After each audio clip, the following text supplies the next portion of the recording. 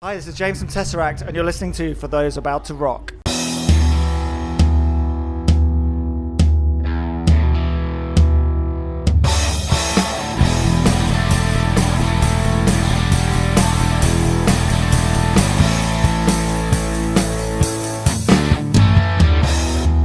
My name is Gilbert Okorn, and I'm here with James from Tesseract. How are you doing, James? I'm very well, thanks. How are you? Doing fantastic. I'm really happy that you guys are finally back in Austria. You're playing in Vienna tonight in the Flex, together with Between the Buried and Me and Pliny. Mm-hmm. How is this? So it's part of the Sonder tour, kind of celebrating your new album. How's the tour been for you guys? Can you give us a short rundown how it's been for you? Yeah, the shows have been excellent. We've had a number of sold out ones. I think the last 4 have been, which is really great.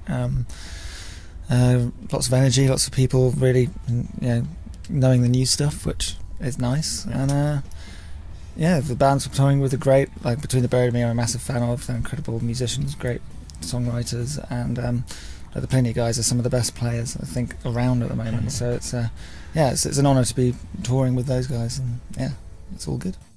Awesome, yeah. I mean, 3 fantastic bands on one night. It's just really great for any fan to see.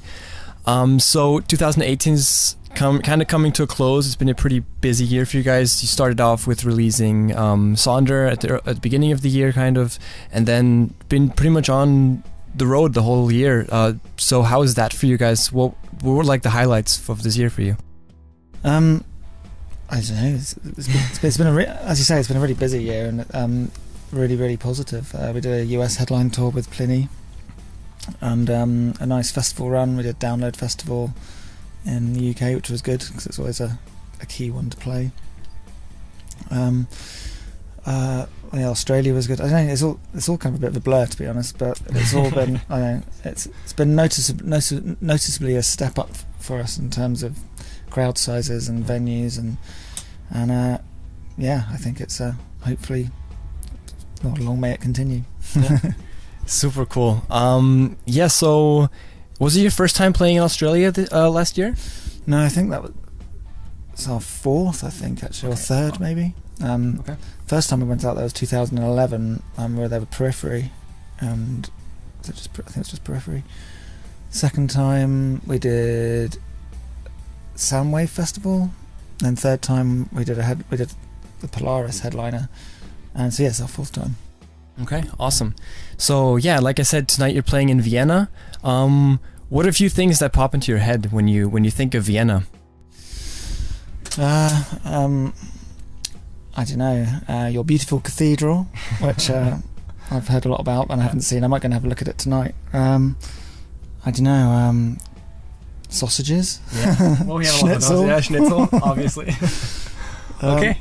You have a specific type of cake as well, don't you? Sachertorte? Is that it? Maybe. It's like chocolate cake, kind of? Possibly, yeah. Yeah, those are pretty good as well. Yeah, I definitely have to get some of those. The legendary Vienna sausages and schnitzel. That's pretty much, that sounds about right.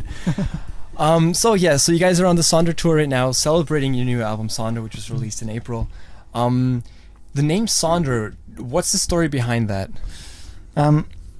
There's a word made up by a guy who's like this linguist whose name I can't remember off the top of my head, but it basically means it's the appreciation and understanding that everybody around you has as interesting and complex life as yourself. So it's kind of like a message of like non-self-centeredness, being very aware of everything around you.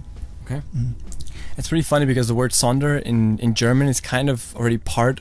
So it's like a prefix, kind of, and it means kind of unique or special. So it was pretty interesting when I read it the first time. I was like, maybe they were taking like a kind of German approach to it. Yeah, you never know. That's quite cool, actually. Yeah. So you get, like I said, you released it early 2018. You released Sonder. So you're recording in 2017. How did you, when you started recording the album or started writing the album, how did you try to get into, what was your mentality going into the whole songwriting?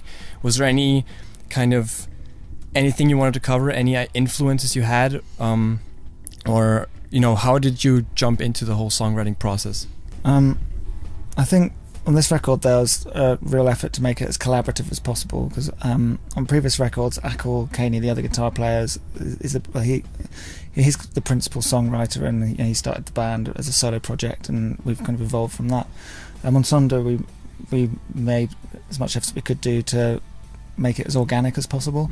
So lots of the songs were written sort of by somebody would bring an idea to the table, and somebody would add to it, and then somebody would develop it and change it. And it was more of a traditional.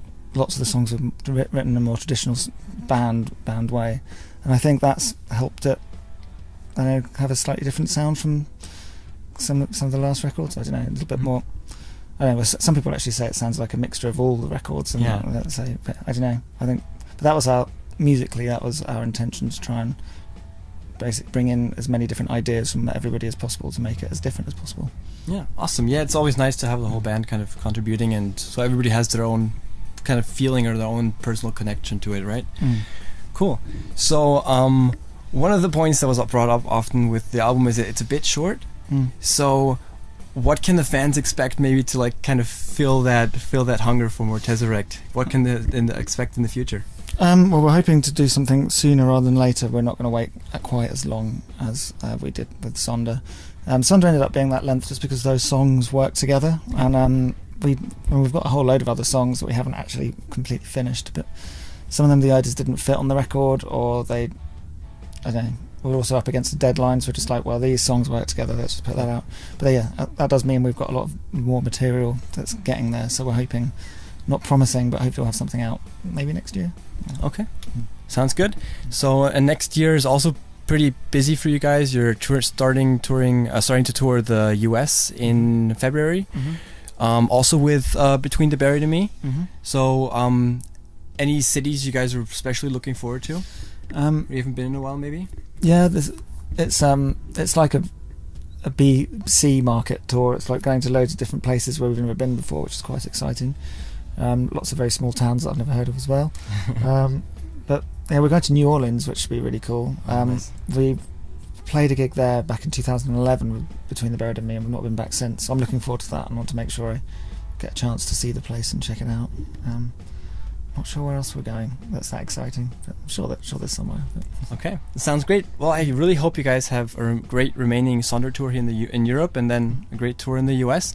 Thank you very much for the interview, James. No worries. It's been a pleasure seeing you again. Thank you. Thank you very much. Thank you.